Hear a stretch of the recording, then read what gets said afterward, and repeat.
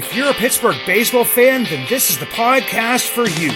Make your way down, grab a beverage, and get ready to talk Pirates with myself, Craig Toth, and Scott Jackson, two of the biggest fans you'll ever meet. This is Bucs in the Basement. Now I see the changes in this town. They change, they say one thing, but then the next day it's different. They change, but they don't know what they want. All they do is change. Going left, going right, travel day, travel night. That's where we'll go. No excuses, no goodbyes, no one cries, no one lies. We'll never know.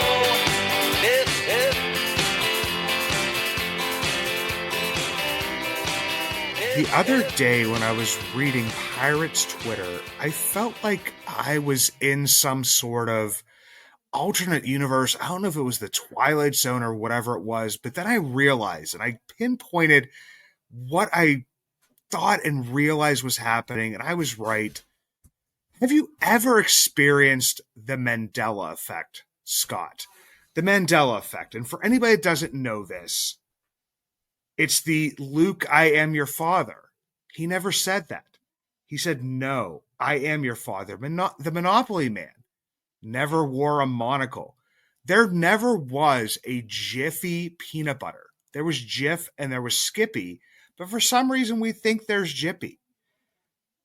Play it again, Sam. Nope. In Casablanca, he said, play it, Sam.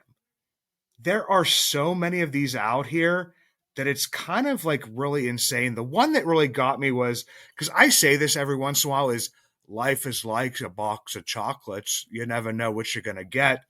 He said, life is a box of chocolates. This stuff blew my mind. Scott, have you ever experienced a Mandela effect?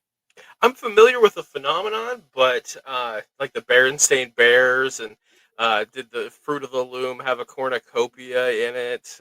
Things like that. But I never really bought into the phenomenon. Is there a Pirates Mandela effect that you're going to drop on me?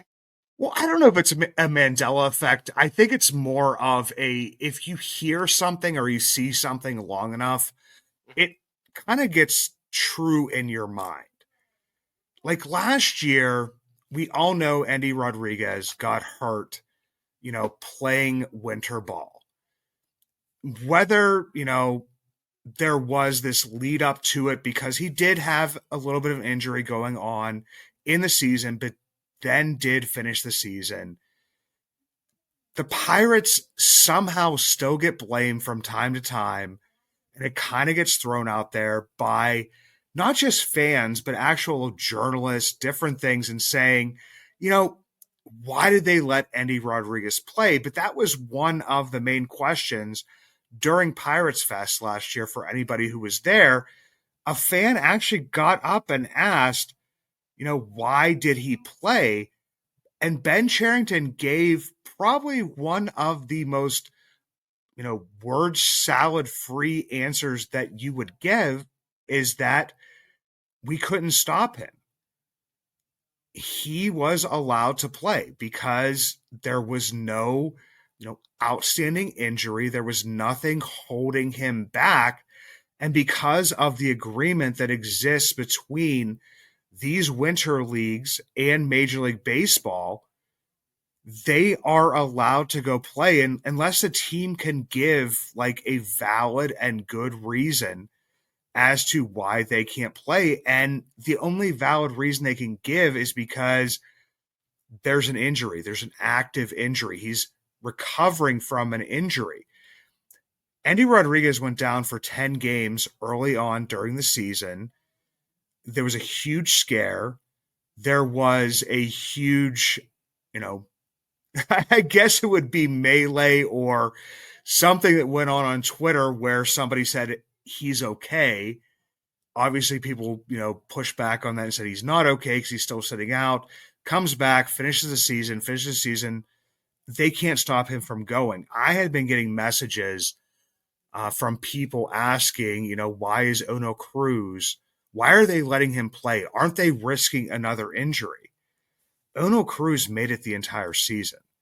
So number one, the Mandela effect would be like people thinking that the Pirates let him go play in Winter Ball last year. So the Pirates are responsible for his injury. I mean, I would hope that they would have given him some sort of examination before he went down. That's a question I would maybe like to be answered. The other effect that kind of comes into me is that, I mean, I keep on hearing, and I agree with a portion of this argument is that David Bednar was rushed back from injury last year. I think a lot of that had to do with the Pirates Bradenton flu that was going around, Colin Holderman losing like 15 pounds. You had, Carmen Majinski was injured at that point in time. And so David Bednar is in the bullpen. And they do have that sweep in Miami. But the Mandela effect for me in this one is that, I mean, it's basically been mentioned that he was brought back cold, that he had not pitched up until that Friday game in Miami, and that is just simply not true.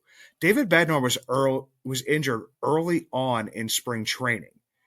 He then pitched two games, one of them happening the Sunday before opening day, and then he pitched on that Friday.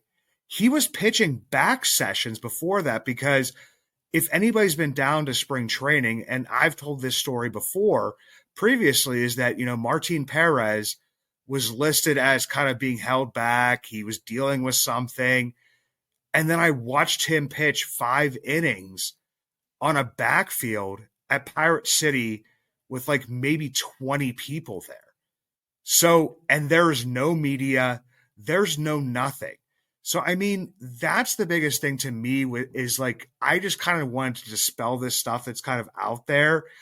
And you see, either a stat line or Ono Cruz standing in the box and thinking that this is somehow something to do with the Pirates or putting out something that is just simply not true. I mean, yes, your point stands that they maybe rushed him back, but when you're saying that, at least get your facts straight to the point that, yeah, David Bednar was injured, was working himself back. The first few games were probably an extension of his spring training. But I don't believe that they put him out there if he's quote unquote unhealthy. He was probably just working through some stuff.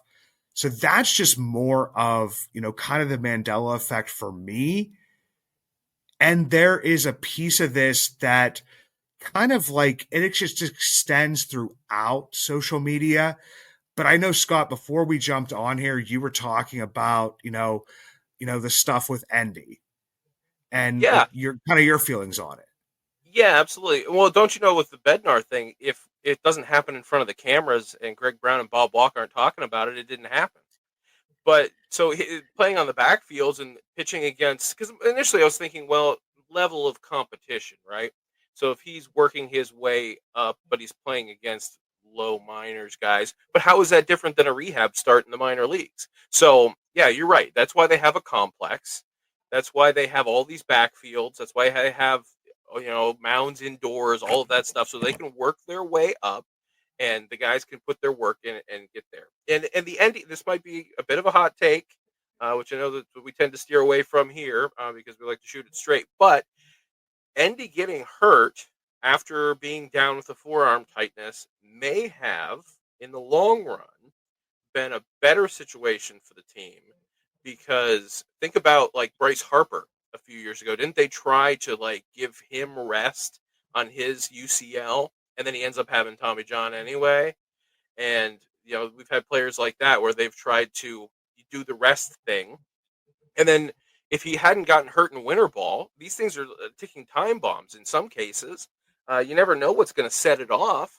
Maybe he shows up to spring training 6 months later, or whatever, and then it goes immediately into spring training, and then that just sets the timeline back.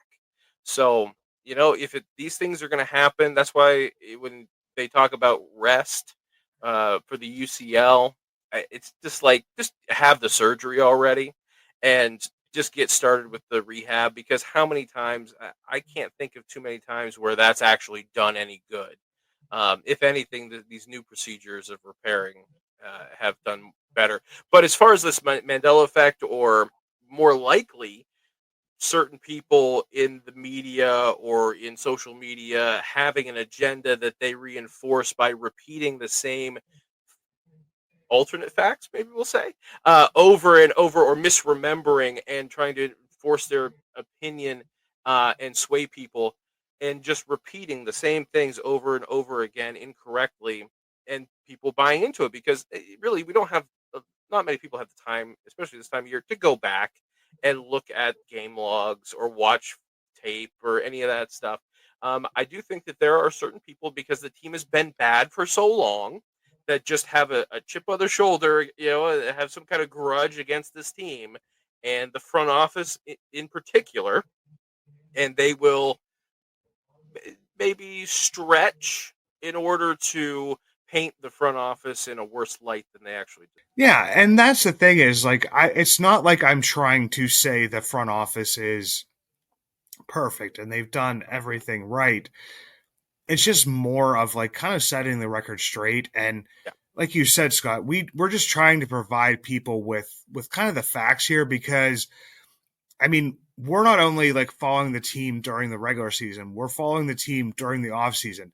I mean, my God, my boy Scott here is on the he's in the chat for other Pirates podcasts. I will give a shout out to the Bridge to October. Jake and Josh do an absolutely awesome job. I do listen to them twice a week. They've been doing it twice a week during the off season. And I hear them mention you from time to time.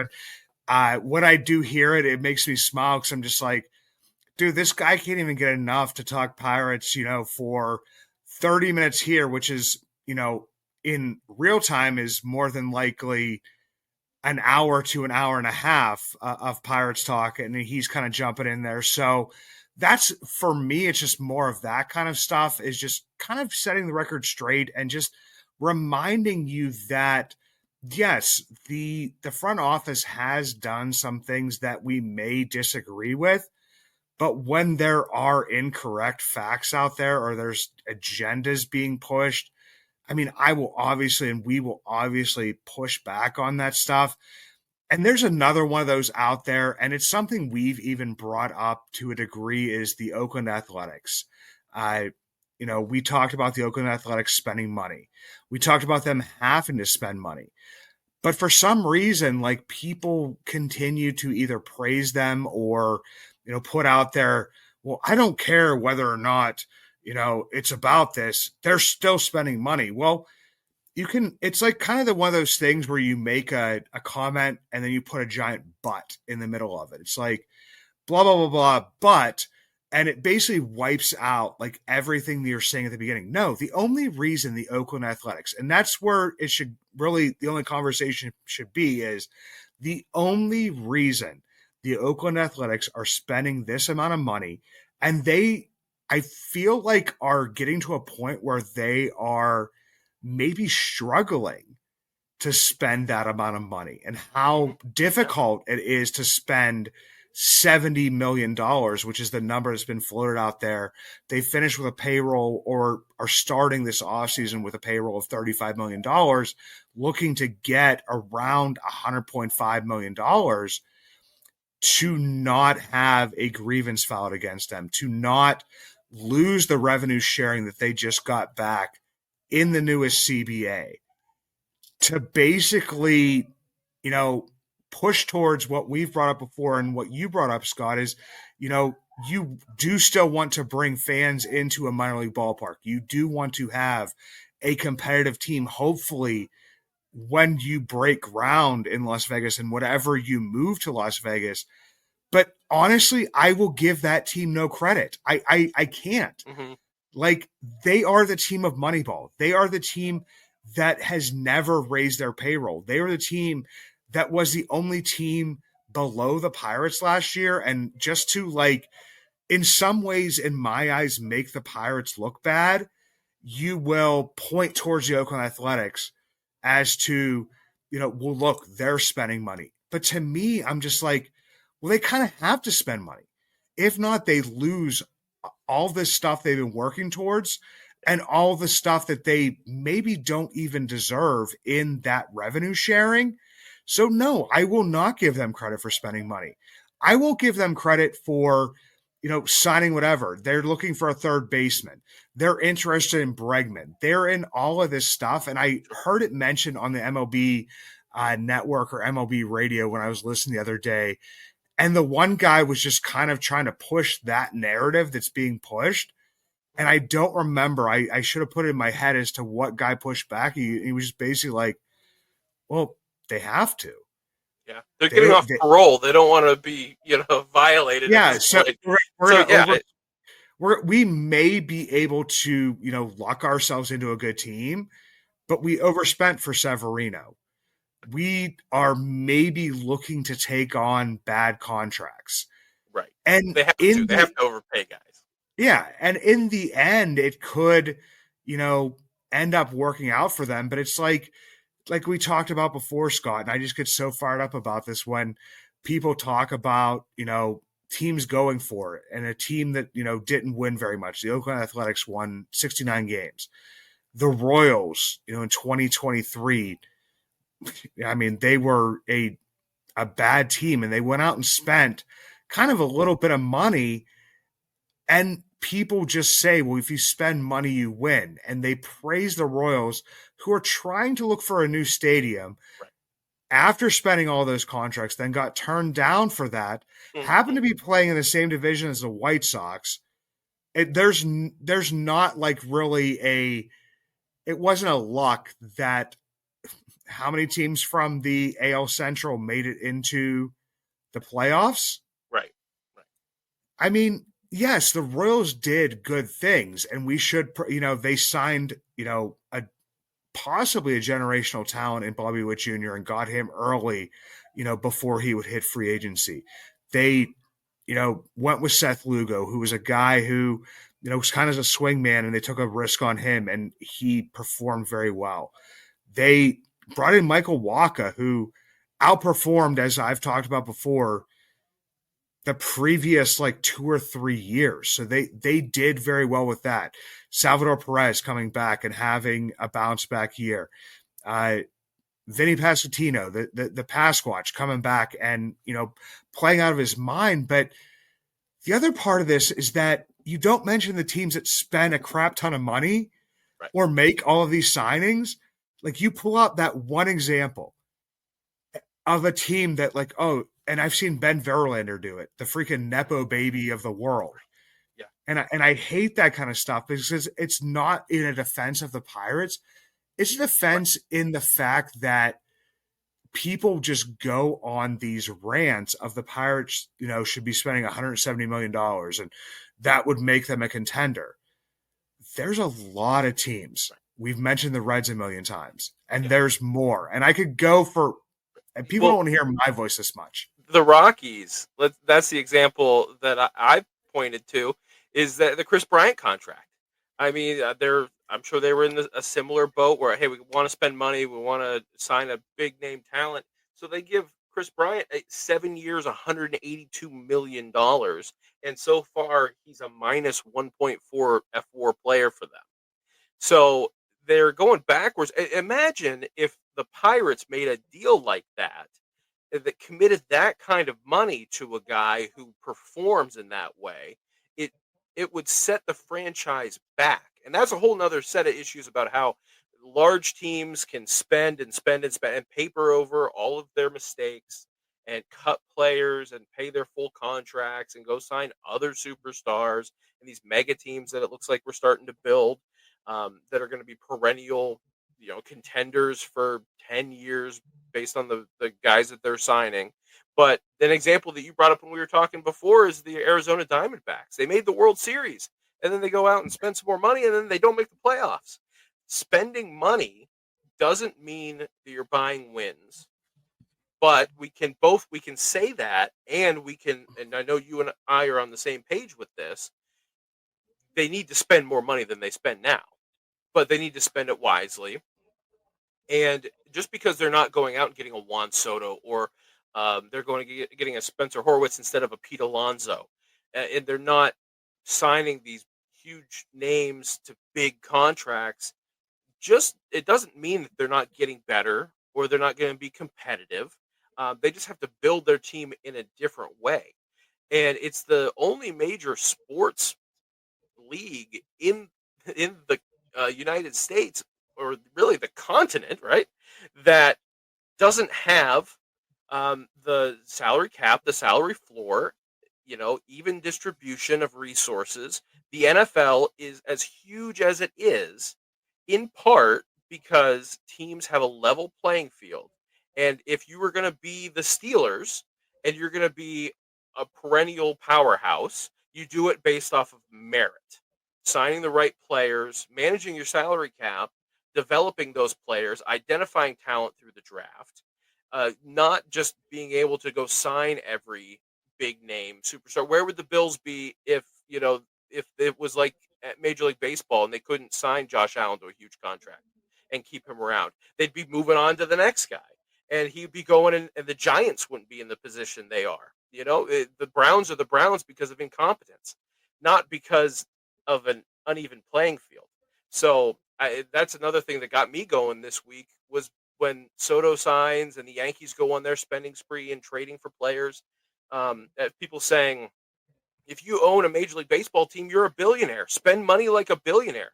Well, how many billionaires became billionaires because they're spending their own money in a prospect that is really, in that point, would be losing money? If the Pirates went and had a $200 million payroll, they're going to bleed money.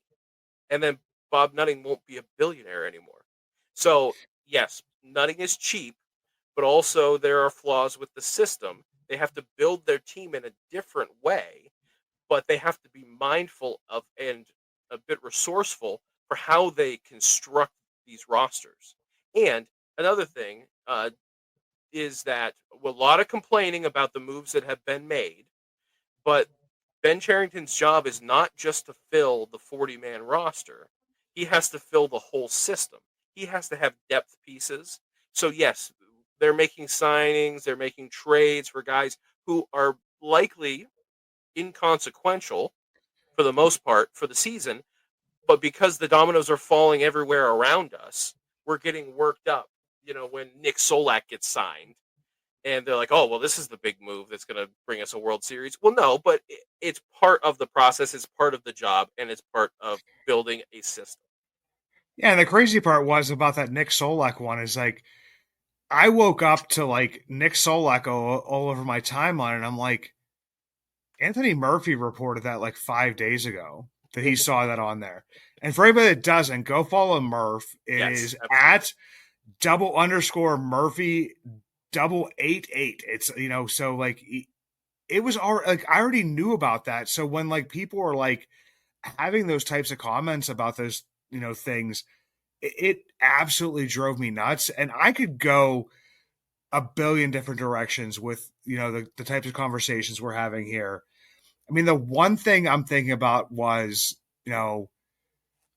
those teams that are built and those teams that, are competitive. And I pulled up the Detroit Tigers playoff roster. The team that, people were praising for going out and signing certain players like a Jack Flaherty and putting money into the team. And they've been kind of praised for that, from the beginning. And I'm wondering how many Pirates fans recognize, and I will just read like a few names here because I know that everybody knows who Riley Green is or should know who he is, who Jace Young is, who, Spencer Torkelson is. But then they have Kerry Carpenter, Andy Baez, Colt Keith, who is a prospect, but, you didn't know if he would perform. Parker Meadows, Mansell Perez, Jake Rogers, Trey Sweeney, Matt Verling. Like, and they had Tarek Skubal, but I guarantee you, other than Jackson Joe being called up, you could not really name or predict success from many other pitchers on that roster. So for me, that's where like kind of things go is that, you know, you want all of these things to happen. And, with the Spencer Horowitz signing, the big thing for me is I believe most Pirates fans wanted Christian Walker. Because the thing that keeps on being brought up is power. You know, Hmm. hitting home runs, all that kind of stuff. And Christian Walker does play an amazing first base. But that's never going to happen. And I'll let you get back to your point here. But because of the way, again, the roster has to be constructed, because he got a qualifying offer that he declined, they're going to lose draft picks. And the draft picks are the most important thing. I mean, it's probably a good thing for Pirates fans that they can't trade draft picks apart from the compensation picks, right? Because we would probably be trading all of our players for more draft picks. But yeah, go ahead. Continue. Sorry.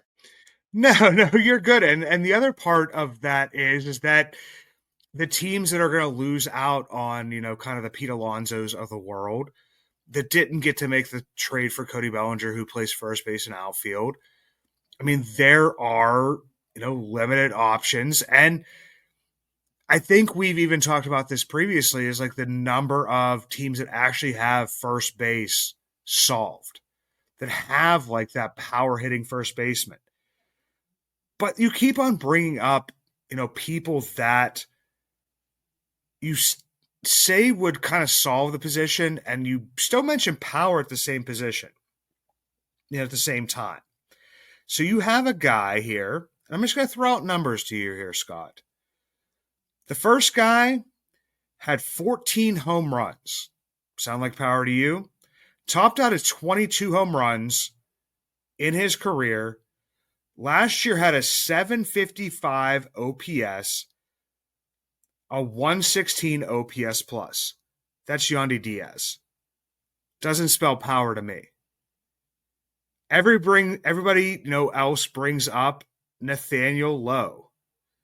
Nathaniel Lowe hit 16 home runs, hit 27 home runs like 2 years ago. So that would kind of be hoping for Rowdy Tellez's power to come back, right?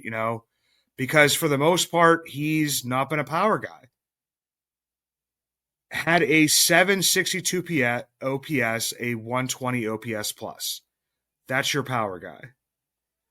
Cody Bellinger, who was just traded for last year, 18 home runs, a 751 OPS, a 111 OPS plus. There's your power. And just the worst of the worst that I've seen people mention is Lamont Wade Jr. 8 home runs, a 761 OPS, 121 OPS plus. Is slugging, the highest of his career was good about 3 years ago, was a 381 last year. Most of his OPS was driven by his on-base percentage. So these are that's why I say, I just feel like most Pirates fans just want a Christian Walker if you didn't get Christian Walker. But we'll keep on throwing out these names as to who could have been options instead of Spencer Horowitz, but really don't have much more power than Spencer Horowitz, because all of those guys got 500 plus plate appearances. Spencer Horowitz was under 400, had 12 home runs, and would be matching some of that. And none of this is in defense of Ben Cherington. It's not a thing to say this move is going to work. Mm-hmm. But those were your options. If you weren't going out for Pete Alonso and Cody Bellinger, you're taking on $22 million of a contract for those numbers? And trading whoever for someone who potentially is going to opt out next year because he has the opt out at the end of the season.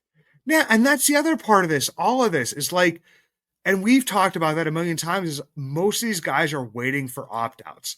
They are waiting for somebody who will give them a decent amount of money, will give them a player opt out for the second year, third year, whatever.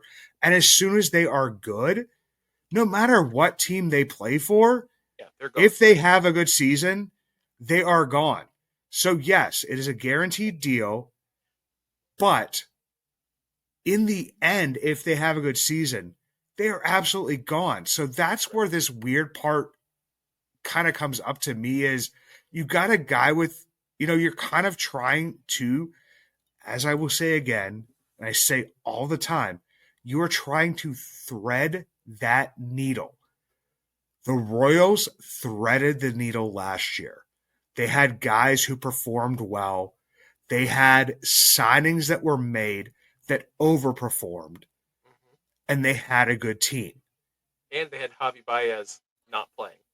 Yeah. And then you had the Addition by Arizona subtraction. Yeah. You had the Arizona Diamondbacks the year before where guys played out of their minds. They added, they didn't make it.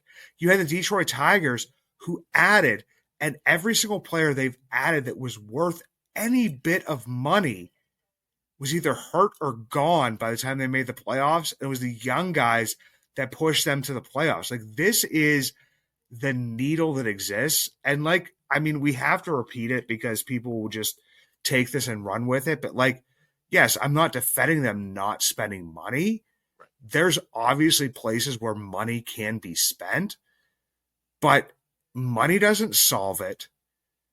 And there is such a discrepancy that you have to hope for guys to play out of their minds for a season or two Hmm. if you do not have what I feel like the Royals have a leg up on some of those guys because they have Bobby Witt Jr., almost a 10 war player last year. Yeah. If you do not have that, you have to have guys play out of their minds to kind of creep in. Yeah, and you also have to have guys that you develop, hit, and then stay with you. That's how teams in the market sizes of Pittsburgh and even Cleveland to a degree, you know, you have your guys that come up and then you sign them to the longer extensions, and that's you're not going out and getting huge free agents. That's not going to happen with Pittsburgh. They're not going to go sign a guy for 15 years. It makes their financial futures too rigid, and there's too much of a risk there. The next big signing that the Pirates are likely going to make is if they can get O'Neill Cruz to resign. Or, I would have said last year Bednar. I think that his struggles last year kind of kicked that down the road a little bit. But yeah, I don't. They're not going to go and get a big free agent that they're going to sign to a multi-year deal. Any of those multi-year deals with big money are going to come from guys that have been proven in their system. And it's just the way the market is right now, and the way that you're having these teams that are going to sign guys to long contracts so that they can manage the AAVs, and still the players will get big money. And I understand, you know, being a Pirates fan, I don't need to defend these billionaires and Bob Nutting pinching pennies. But at the same time, Juan Soto's not going to ever buy me a beer. I don't care how much money he makes. I have no financial interest in how much money he makes either. I'm not going to be in his will. So, the things are out of control. The most important thing to me is that my favorite baseball team that I spend all year paying attention to and rooting for and reading about and listening to podcasts about, that they stay in Pittsburgh, that they stay competitive. They have a shot every decade, maybe, to make a run at things. And we can't all be Yankees and Mets and Dodgers fans that can just spend wildly and be in the playoff picture every single year because of it. No, and for me, like talking about stuff like that is, the Houston Astros just traded Kyle Tucker. I mean, everybody has seen the stats out there, and they've seen like the side by sides of him versus Juan Soto over the past few years. I mean, he is ridiculously good, and it stinks that he is in our division. But more than anything is everybody thought about the big bad Houston Astros. Hmm. Why wouldn't the Houston Astros just keep him or extend him? They knew he goes to free agency, he's priced out. Right. He's getting ridiculous money, and he is going to one of pretty much 2 to 3 teams at this point in time: Yankees, Mets, Dodgers. Right. That's about it. Yeah. The Red Sox like to think that they're playing in that ballpark, that Toronto Blue Jays fool themselves to believing they are in all of these, and they're not. That's where like the discrepancy is really exists. Houston Astros, whether you believe in their World Series or not, they built their team, they spent money, and people see them as somebody who will spend money, and they have at times on certain players. But they knew they couldn't extend him. He goes to free agency. They're not going to be one of the teams that's going to be bringing him back. So they have to trade him and get what they can. So they, even like the Pirates with like a Garrett Cole and Andrew McCutchen, whoever it may be, we just saw the Houston Astros trade somebody who nobody in their right mind could, should, or would have traded. Right. And to me, They don't that's they don't sign guys to those long 10-plus year contracts either. Like you said, they let Cole walk, Correa, now Tucker, and it is I know the maybe Pirates. Bregman. Yeah, yeah. And so I think that is something that I try to point out to people when they talk about the Pirates trading a guy with a year or two control left, because let's not fool ourselves. It's going to happen with Skeens. Paul Skeens is not going to be a Pirate forever. But we've been talking a lot about the Cubs today. Remember there was that year where they traded Rizzo, Bryant, and Baez in the same year because they weren't going to re-sign those guys, and you have to get something. So the Astros, to your point, and are like the Rays, maybe not to the same degree, but they've had more success, knowing when to move on from guys, knowing when they're not going to be able to re-sign guys, and getting something for them. And they're going to set themselves up, and that's how you keep things going. We talked about it with the Brewers. They moved Josh Hader, even though they were in a playoff race. They moved him because they weren't going to keep him. They got something for him, and now Devin Williams, very similar. They're going to get players back for them. You can't just sit on an Aroldis Chapman all season and get nothing in return. You're not going to get Cole Reagans because he was making so much money, but you're going to get maybe a lottery ticket, maybe a minor league guy, or maybe somebody who's close that can at least contribute. It's about being smart, and those are the teams that are the most dangerous, are the ones that have resources and have that competency we were talking about, like NFL powerhouses. Yeah, and people always talk about how smart the Brewers are, and I believe they are. I believe they are a very smart team. I'm still thinking they should have traded Willie Adames. Oh yeah, you can't let your guy Because and what they could have gotten for him last year instead of letting him walk, knowing you weren't going to be able to re-sign him. And realistically, I know that people say that like when you get into the MLB playoffs, it's kind of like the hot team or the winner take all or whatever. But like I said, in the end, it's the teams that are in the top 15 of spending. And the Brewers obviously spend more than we do, but the Brewers are kind of nowhere near the top 15. So they would have to thread that needle. And that's the part that kills me is they definitely do it smarter. They definitely do spend more money, whether it be, $40 million like it was last year. But in the end, I still feel like they made a mistake because you didn't have the pitching. You had traded off Corbin Burns. You had an injured Brandon Woodruff. And you were still trying to push for this to kind of go nowhere to then lose Willie Adames, where you could have traded him at the trade deadline, realizing you probably going to win the division. You weren't going to win the World Series and gotten more stuff back for it. And now you have nothing. That's where like you can critique and you can, kind of crap on every single GM in Major League Baseball to a degree, except for the ones that can make up for their mistakes by spending.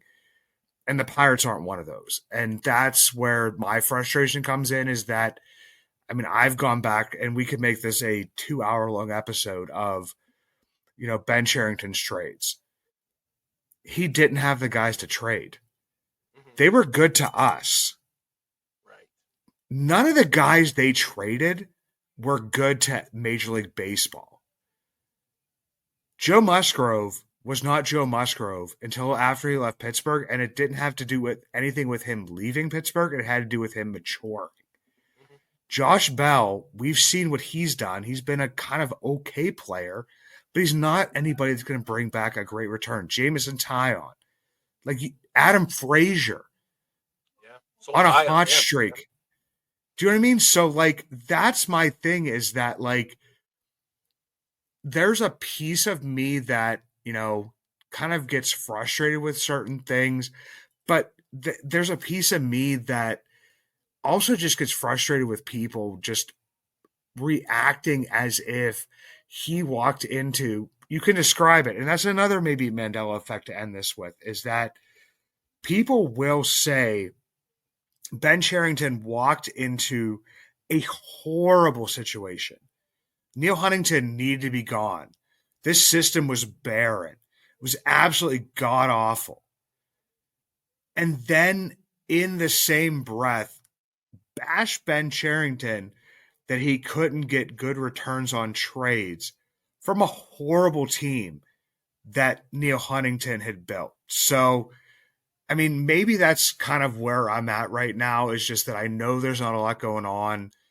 And it's just, to me, just look at it and try to see if there is ways this can happen and ways that this team can be successful, instead of looking at what could have happened, or maybe in an alternative universe, we're going to maybe Spider-Man at this point in time, the multiverse with Doctor Strange, and thinking, if they would have done this, or if we would have held on to this person for one more year.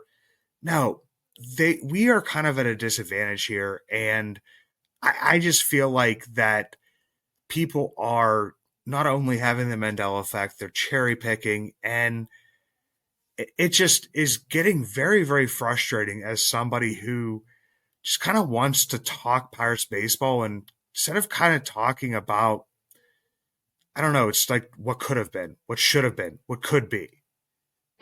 Yeah, my frustration has me at my high wits end.